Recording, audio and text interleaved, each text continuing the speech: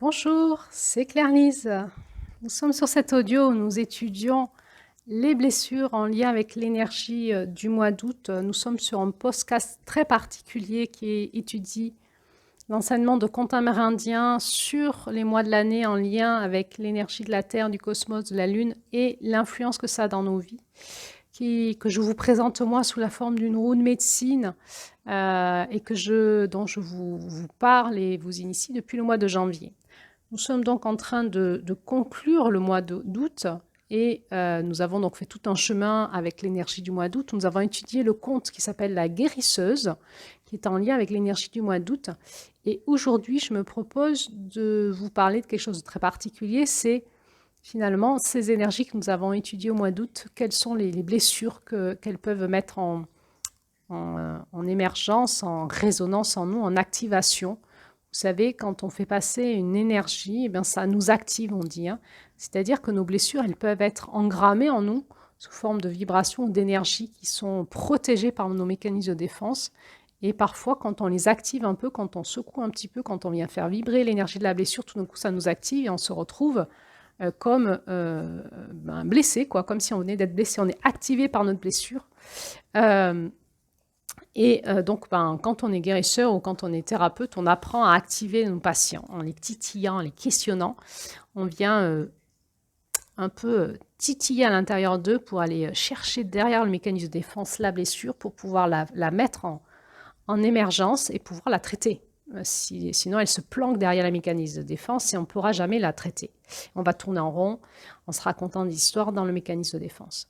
Eh bien, il est possible aussi qu'en faisant ce processus ou en écoutant les audios ou en faisant le travail d'intégration que vous avez fait avec les différentes audios d'intégration que je vous ai proposées, qu'il y ait eu des activations, que ça active en vous des blessures. Et donc, c'est intéressant de savoir comment ça fonctionne pour pouvoir ne pas s'en inquiéter, mais plutôt voir que c'est là et puis qu'on va aller le traiter.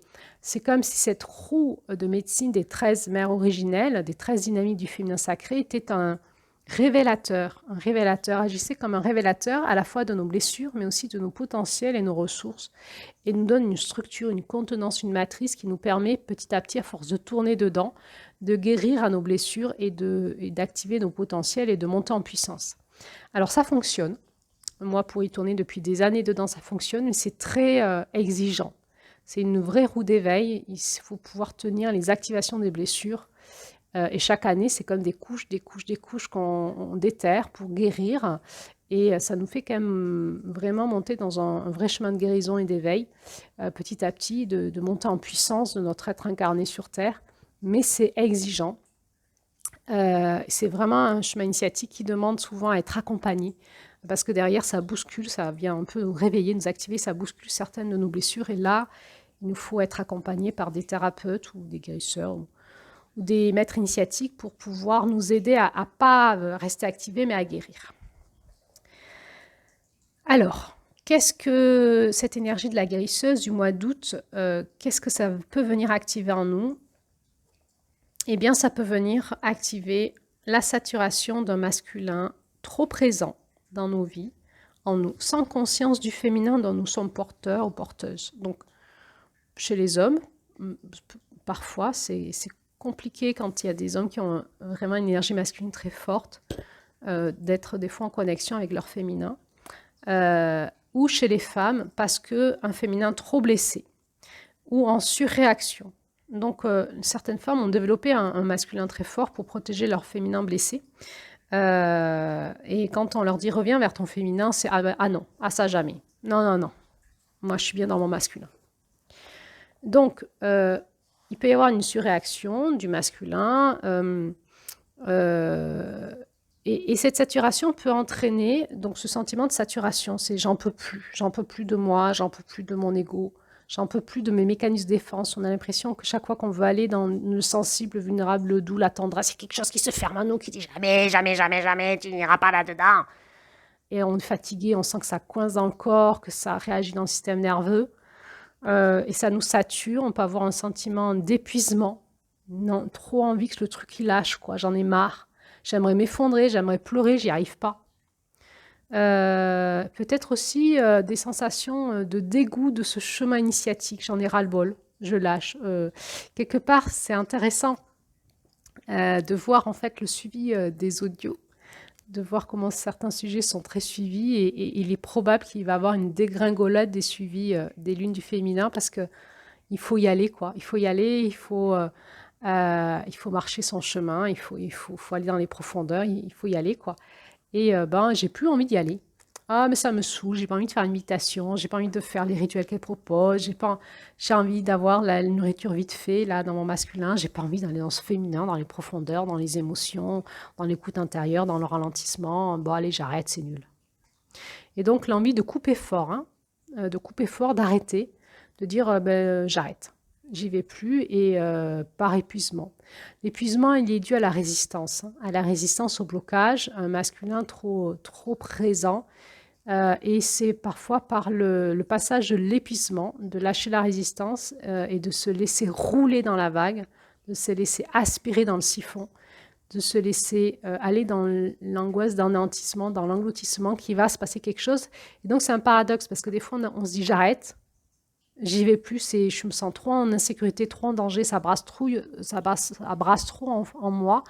Et c'est justement là où on est au bon endroit. C'est justement là où justement c'est parce que ça brassouille qu'on va lâcher prise et que c'est fini derrière. On fait le passage et du coup, ben, il y a un mécanisme de défense du masculin qui dit non, stop, j'arrête, j'y vais pas. Alors ça, dans les cercles de femmes, on le voit parfois à ce moment-là, ça coupe fort. Et j'arrête tout dans un mental de fausses excuses. Vous savez, on sent que c'est complètement en décalage avec la réalité intérieure. On ne peut rien faire. On est dans l'impuissance, c'est son choix. Elle y allait là, elle y était, on était avec elle, elle pouvait basculer et elle choisit de quitter le groupe dans des fausses excuses. Alors si vous animez des cercles de femmes avec les 13 mères originelles, c'est à ce moment-là qu'il va y avoir les excuses de j'ai un rendez-vous, je ne peux pas venir au cercle, ou j'ai oublié les actes manqués, j'ai oublié de venir, ou je suis malade, je ne peux pas venir, ou voilà. Et puis vous allez voir que la fois d'après, elle ne reviendra pas non plus. C'est une fois, fausse excuse, et les fois d'après, il n'y a plus personne. Donc, ce que moi j'appelle faire des sorties de roue. La personne tourne dans la roue, et dès qu'elle arrive dans le masculin, pouf, elle sort de la roue. Fait une sortie de roue et dit ciao, bye bye, je continue pas moi. C'est OK. Voilà, on est dans l'accueil des mécanismes de défense et on est dans cette impuissance, c'est un choix personnel. J'y vais ou j'y vais pas, je vais renaître ou pas. Et ça me demande du courage, ça me demande d'y aller, ça me demande de traverser la peur de la mort, de traverser la peur de l'engloutissement, de l'aspiration, de lâcher prise et de dire, moi j'aime bien dire Inch'Allah, Inch'Abouda, à la grâce de Dieu, on verra bien. Je lâche, on verra bien. Il faut que j'y aille quoi dans ce tourbillon qui m'aspire, qui me fait tellement peur.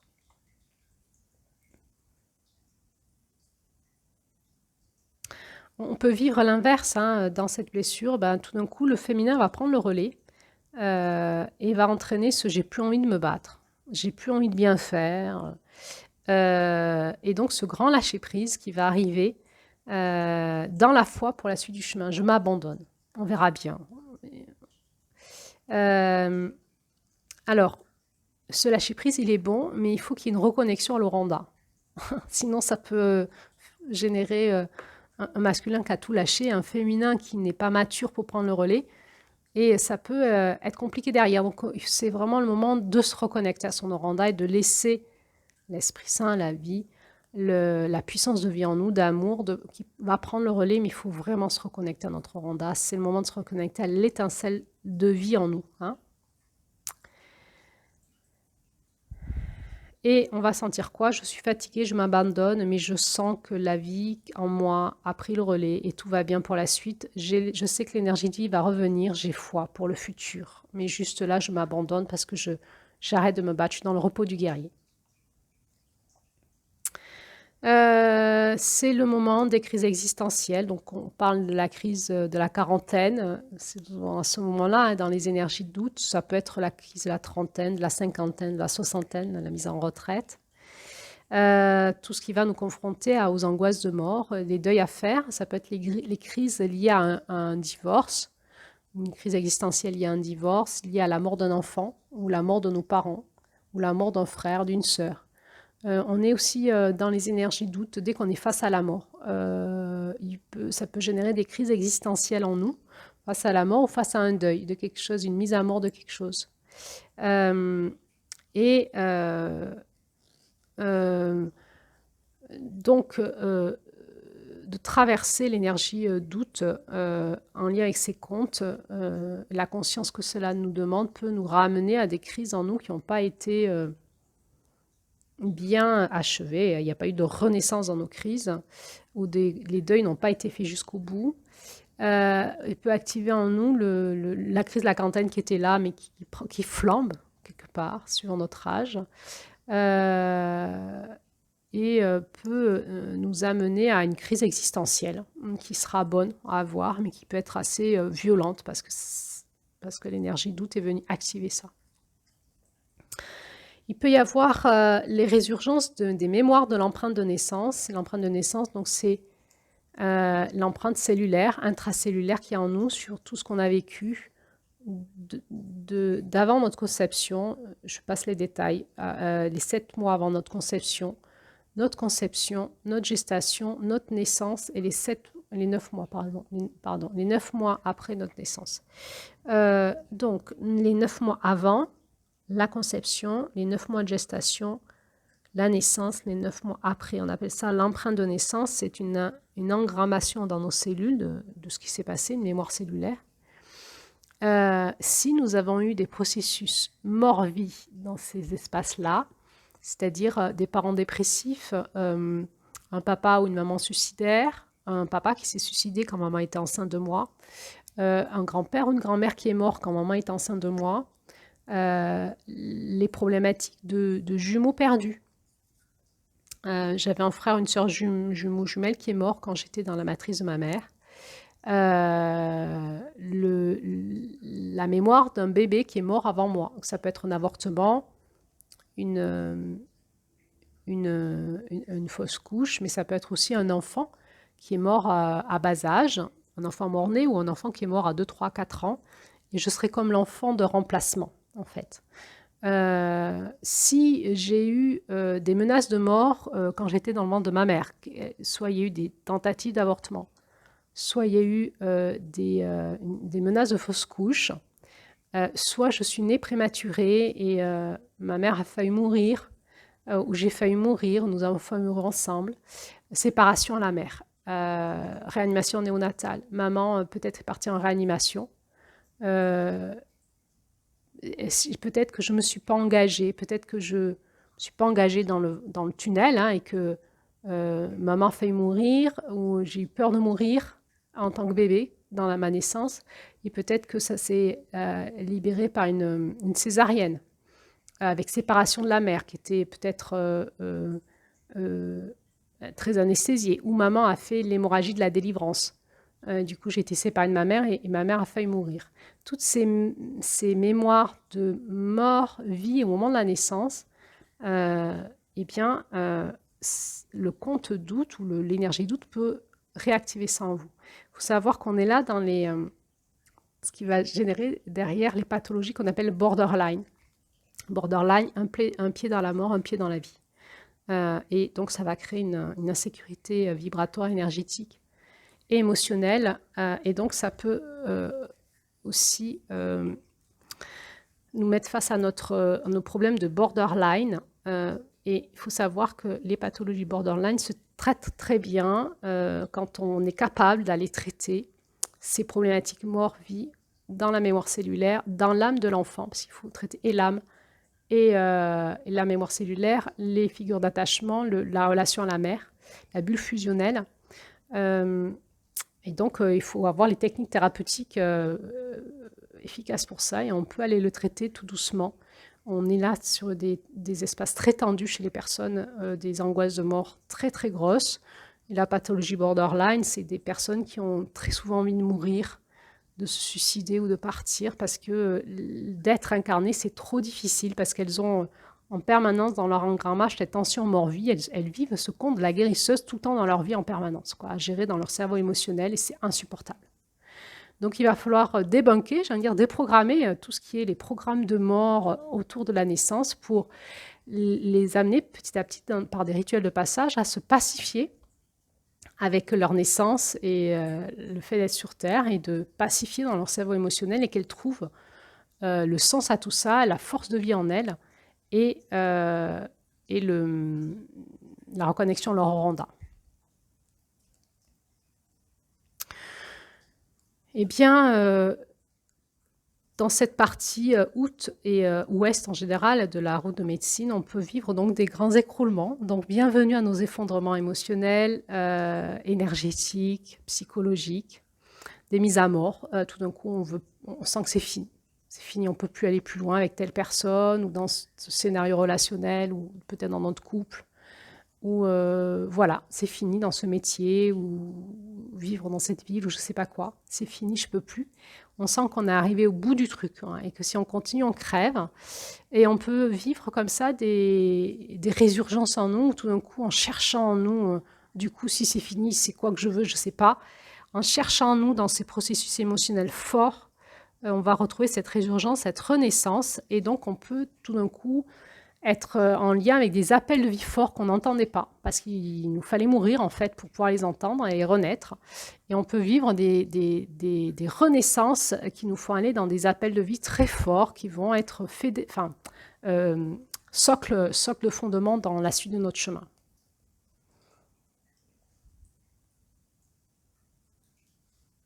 Donc on peut vivre des grands chamboulements, des prises de conscience, des gros nettoyages, et donc l'appel vers une nouvelle vie. Donc, à ce moment-là, dans notre chemin initiatique spirituel, on peut se reconnecter de manière très puissante à la mère divine.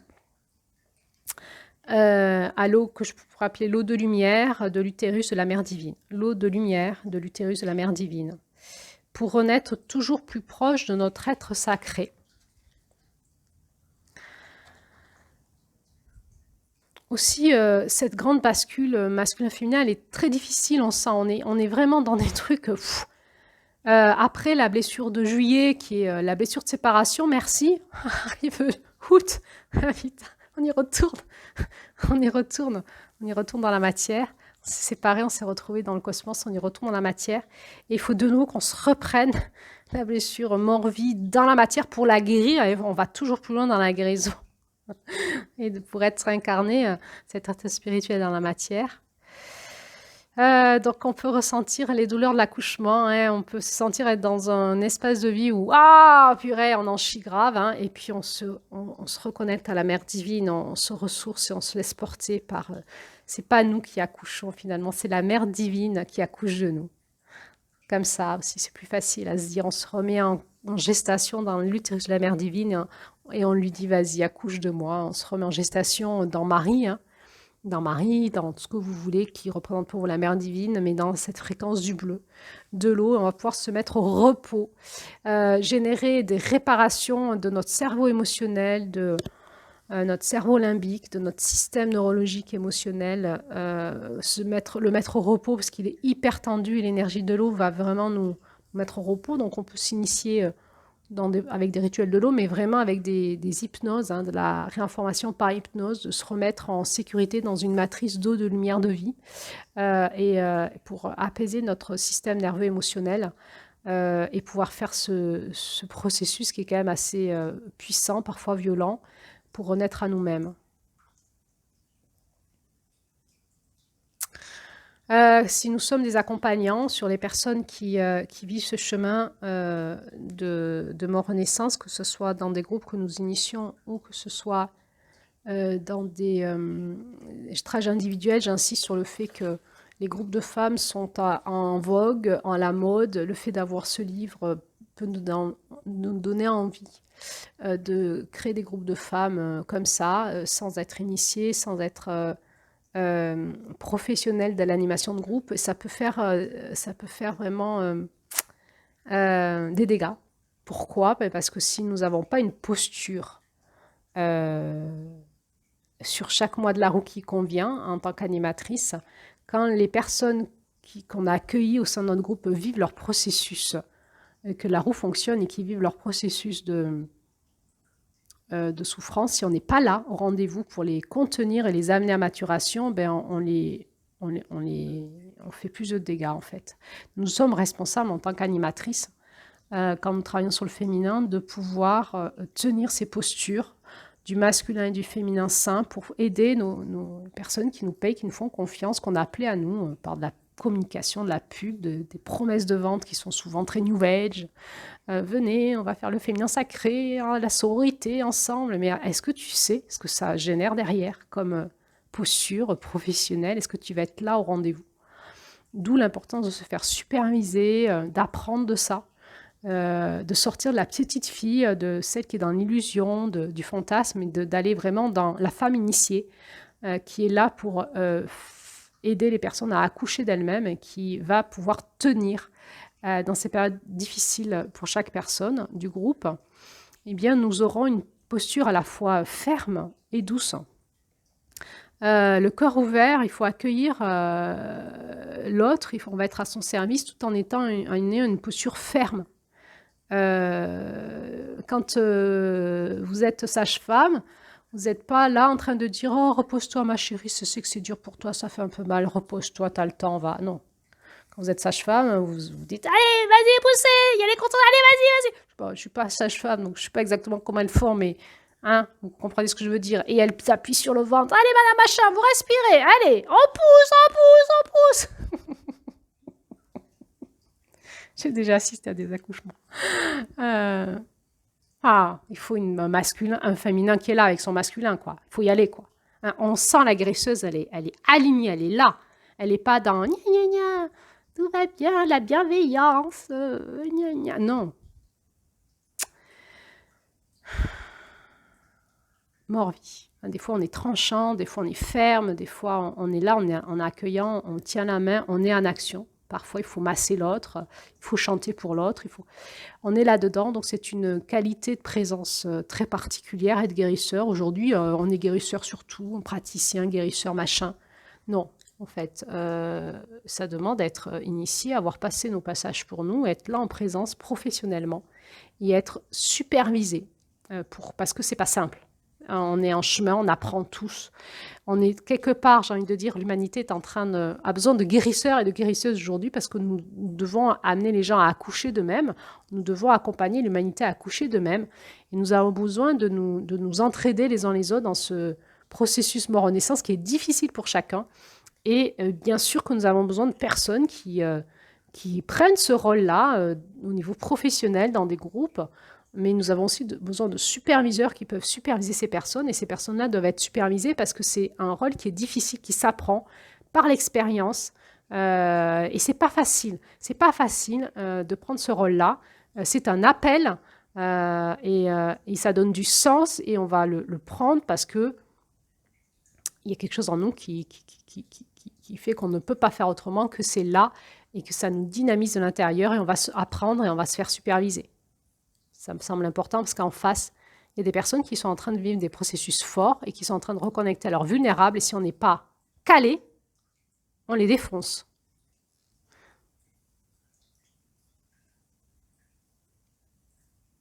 Attention à la psychologie positive superficielle d'un masculin, de femmes qui n'ont pas reconnecté leur féminin. Attention à ces femmes qui animent des groupes de femmes et qui n'ont pas reconnecté leur féminin. Et qui n'ont pas reconnecté leur masculin, qui sont dans une superficialité parce que ce sont des femmes qui font de la magie noire. C'est-à-dire, elles vous font croire qu'elles savent faire, elles ne savent pas faire. C'est des femmes enfants. C'est des femmes qui sont opportunistes, qui prennent le mouvement actuel, le besoin actuel un mouvement du féminin sacré, etc., et qui vont se faire du pognon là-dessus sans savoir de quoi elles causent, et qui vont se sentir être prêtresse de je sais pas quoi, grande chamane de je sais pas quoi, elles s'autonoment avec moi j'entends des choses, mais c'est délirant, franchement. Et ensuite, les gens, ils viennent nous raconter au cabinet tous les abus de pouvoir, les aberrations qu'ils ont vécues, de grandes prêtresses de je sais pas qui, d'Isis, je sais pas quoi. Non. Si vous vous sentez appelé, bienvenue, parce qu'on a besoin de vous. Faites-vous prier, commencez votre chemin initiatique, trouvez vos superviseurs, vos maîtres initiatiques, et le chemin va se faire. Vous allez être aidé, vous allez être accompagné par la mère divine, par le féminin sacré. Le féminin sacré, c'est pas un effet de mode, c'est pas un nom comme ça, c'est pas. Le féminin sacré, c'est déjà la guérisseuse, c'est déjà pouvoir incarner la guérisseuse. C'est pas simple. Et ça se fait, ça se fait.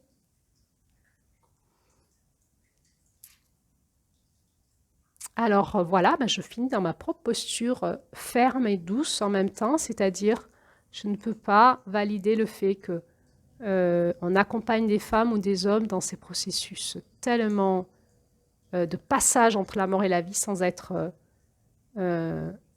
qualifié, appelé dans cette conscience initiée et en chemin initiatique et supervisé. On rentre là dans une dynamique qui est là pour les personnes initiées. Et quand on est nous-mêmes accompagnants dans le chemin initiatique, il faut qu'on ait fait le chemin et que ce chemin de conscience soit là. Alors, on a besoin, on en est là aujourd'hui. Le New Age nous coupe de ça, amène une bienveillance perverse, une forme d'appel à la joie perverse, c'est-à-dire une joie superficielle, pas reconnectée à nos profondeurs, et nous coupe en fait de notre être spirituel par des propos superficiels de liberté à être sans être reconnecté à notre essence divine. Le sacré, c'est d'être reconnecté à notre essence divine, nous reconnecter à notre essence divine. Il faut savoir passer par le passage de la mort, de la mise à mort de notre ego, de notre structure dysfonctionnelle pour ce dépouillement de soi, traverser les angoisses d'anéantissement, les angoisses de perte, de deuil, pour pouvoir renaître à nous-mêmes. C'est le passage de la croix. Ça se fait. Ça se fait. Et ça se fera peut-être de plus en plus facilement. Plus il y a de personnes qui ont fait le passage, qui seront là pour accompagner, plus ça sera facile pour le reste du monde.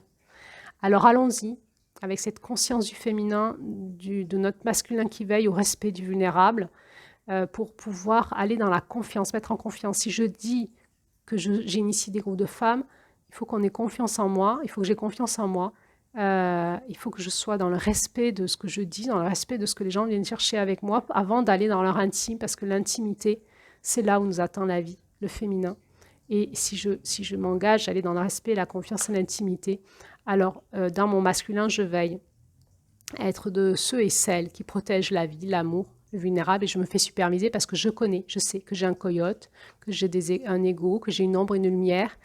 Et dans mon humilité, je ne me raconte pas des histoires sur moi. Je sais que je vais être confrontée à mes propres démons, que l'autre va activer en moi un effet miroir des choses, et que le chemin, il n'est pas facile, et que j'ai besoin d'être supervisée pour me faire aider, pour être de plus en plus cette grande femme qui marche. On verra, c'est la qualité de l'énergie de novembre. Et je pense qu'initier des groupes de femmes, de plus en plus, ça nous demande d'être arrivés jusqu'au bout, en tout cas, d'une qualité de guérison de notre posture du féminin, parce que de plus en plus vous avez des groupes qui se forment, plus vous avez de l'appel dans la société, plus l'égrégore va monter en puissance, plus ça va vous demander d'être là, dans cette puissance de la reconnexion à la terre, à la mère divine, à votre cœur, à votre essence divine, à votre masculin sacré, à votre esprit saint, à Dieu le Père, à la terre-mère.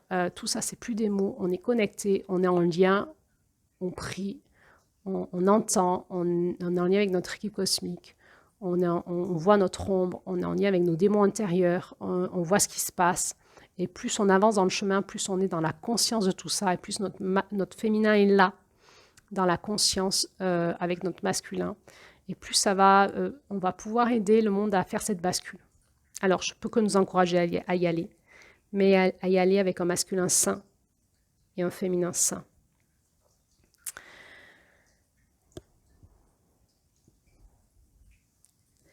Alors, nous allons nous préparer pour le passage de la porte de l'Ouest. Il y aura cet audio qui sera la présentation de la porte. Avant, je vais vous faire 2 audios bonus. Je pense qu'il y en aura 2. Peut-être qu'il y en aura d'autres, mais je ne ressens pas trop d'appel pour l'instant à en faire plus. Et donc ensuite, nous allons basculer vers la porte de l'Ouest en sachant que la dynamique de la lune d'août était là pour nous préparer. C'est la lune de préparation au grand passage de la porte de l'Ouest. Alors, bonne fin de préparation et à bientôt pour la suite.